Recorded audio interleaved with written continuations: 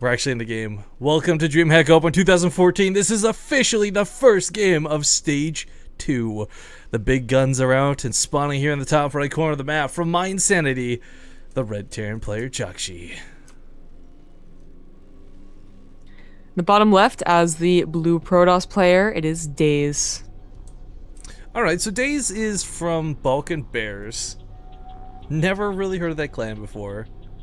But the thing is, this is DreamHack Open, and hand in hand with that, there was an open bracket leading into this, guys. That was what Stage 1 was all about.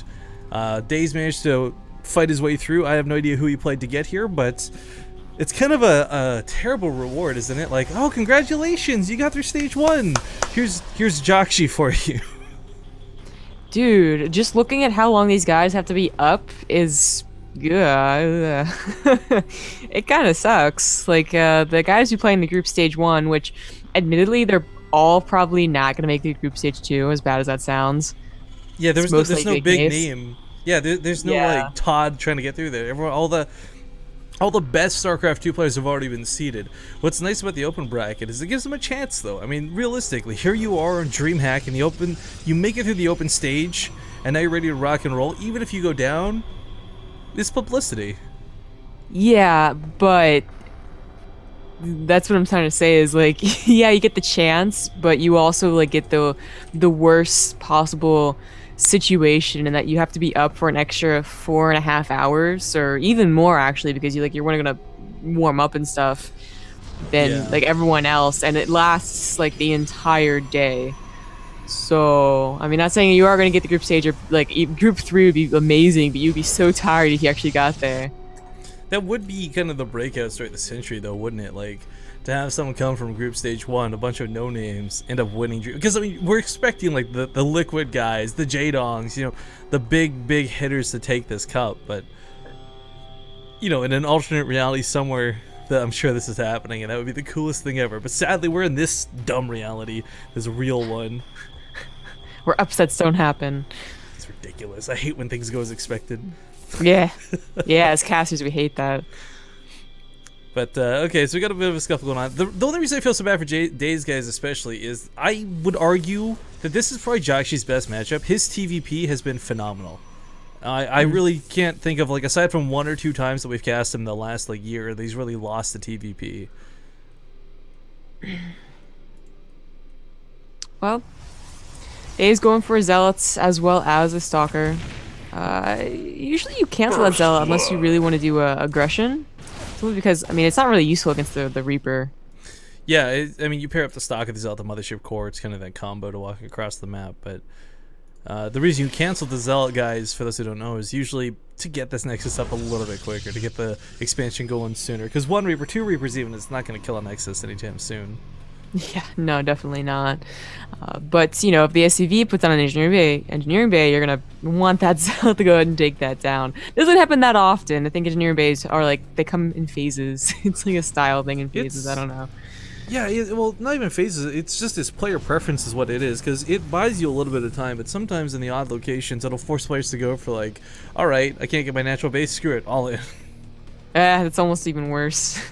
Yeah, so, I mean, it's not always the go-to, but it's always something to consider. Anyways, the Reaper's still being alive right now. He's looking around for proxies, making sure there's not going to be a starport or anything. Sadly, he didn't get to see either of the gases, so he didn't know whether this was, like, super gas-heavy or not. But when you see the expansion come down, which, there we go, is now confirmed, you can kind of guess that it wasn't really super gas-intensive in the first place. Well, he does see the gas now. I actually did not watch to see when the probes put on, because it is very important as to how much gas he has taken, as there is a Twilight Council down in the lower right-hand corner. That is where the probe went. It's being all sneaky.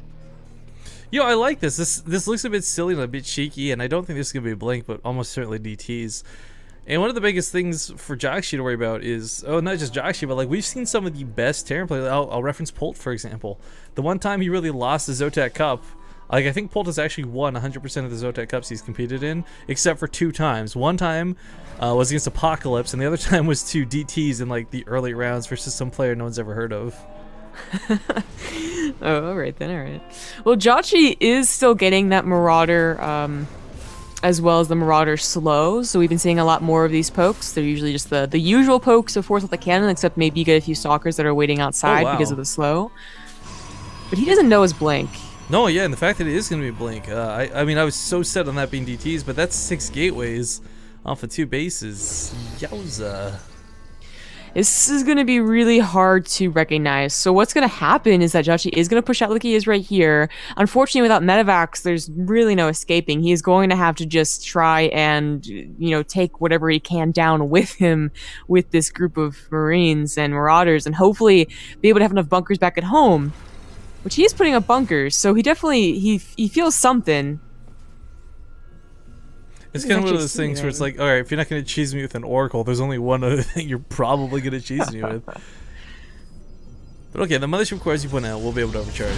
This army gets sent back a little bit. This is not... But this is so many stalkers. This has to be a reveal right here. I mean, you don't go this many stalkers without reason. And focus down on the Marauders. I'm not sure why he's trying to force a fight away from the overcharge, though. Daze, man, you got to back up out of this. That wasn't really, it wasn't good control. I mean, you do want to be able to run those guys down, but at a distance. You can still try and not get hit by nothing but Marines, but because Jjakji was pulling back the Marauders, the Marines really did damage. So, Jjakji, I mean, he got a better start than maybe some other players would have, even getting more stalkers here. Maybe the Militia Corps. All right, so now he only has to defend one area. Losing that high ground vision is the most devastating thing to this blink attack, and unfortunately he's devoted so much into it. There was a lot of gateways that was thrown down earlier. The blink attack was hidden very much on purpose, specifically to make sure that it would go off, but now he's not going to be able to do it. At this point, if he is going to continue the all-in, I'd say warp in 2 sentries at least, so you can bust the bunker, but I don't think that's even going to be that viable of an option, quite frankly. 2 bunkers here on the front lines, yeah. He's going to need a force field or 2 if he wants to break this. Jjakji's already ready to repair. Yeah, he's lost so many stalkers that, maybe if he had those original ones as well, he could have busted down at least 1 bunker immediately. Oh, you know what? But there's the timing out the window. Stim just finished up as well. Normally the other big strength test attacks is no Medivacs, no Stim. Yeah. Well, lots of assaults can definitely tank a lot. The SCVs are there to repair, though. As you said, no sentries to try and force them off. Yeah, it's, 1 bunker does go down. Jjakji taking a bit of hits though, but still the stalker count is just not as overwhelming as it normally would be. As we see here, there's that cool little workers kill tab, by the way, guys. 6 workers dead so far. But Widow Mines are out. Once the Zealots clear back, yeah, I don't know. I don't want to be too pessimistic, but I don't think he's going to break this anytime soon. And for Daze, this is super all in. Jjakji's level 1 weapons coming up behind us. Combat shields are on the way. Widow Mine burrows once again. And that Stim to push it a little bit back. I mean, where are the Medivacs? As soon as those comes out, that's when this really gets shut down. Yeah, he's producing Widow Mines out of the factory consistently as well, so there won't be reactive Medivacs, but just 1, and then eventually those 2 is usually enough. Just to update someone who asked in chat. Currently, nobody is casting. No, the Polish stream is casting J-Dog. If you want to check that out. So I know a lot of people are looking for J-Dog today. But okay, there's another big push. Another bunker was slapped down behind us while this was going on. It looks like while this first bunker might fall, the Stim plus the Medivacs is going to be a little too much to handle, unfortunately. A lot of these stalkers are getting low, so their sort of, I guess, retainability is running out. It's a word. It's fine. Is it actually? I thought I was making that one up. I don't know. Shouldn't back you up, Rifkin. Maybe if it sounds sure. I was kind of like, whoa, wait, really? But alright, stimming forward once again. Jjakji, yeah, the first Medivac's out of energy. Here comes the second one, though. Widow Mines are still barely been tripped at this point, and looks like he will completely shut this down. Level 1 weapons finish up while this was going on as well. And I think for poor Daze, he's still got a force worth fighting with, and he's going to go down swinging, I guarantee it, but he is pretty much done for at this point. No real damage was done there. I mean, was that 10 ACVs killed? Not too bad, but still it's 52 over 33. The probe count just doesn't hold up. The biggest problem is, of course, the lack of splash for Daze, and he doesn't have that big of a gateway armor to make up for it. No, certainly not. So game 1 looking pretty... Oh, actually, nice snipe at the medevac. A little move for Daze will start making it not as bad. Make the wound hurt less. Yes, the gaping wound. You put a band-aid on it. It's what's that? The Black Knight. It's just merely a flesh wound.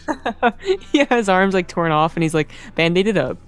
Yeah, pretty much. I mean, it seems like we're making a lot of fun of Daze. He hasn't lost any workers at home, so it might look like, you know, why is he still in this? If he can get these forges down, if he gets upgrades going, maybe he starts looking a way back into this. But the reality is it's 1-1 for Jjakji. He's got all this tech across the board. He didn't really take any economic loss. In fact, look at this. Look at that. 33 SCVs currently mining from this base.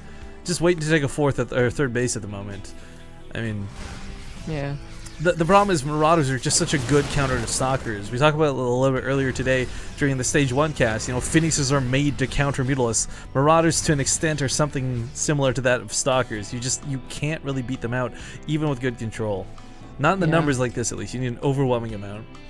Right, and he's also getting trapped consistently.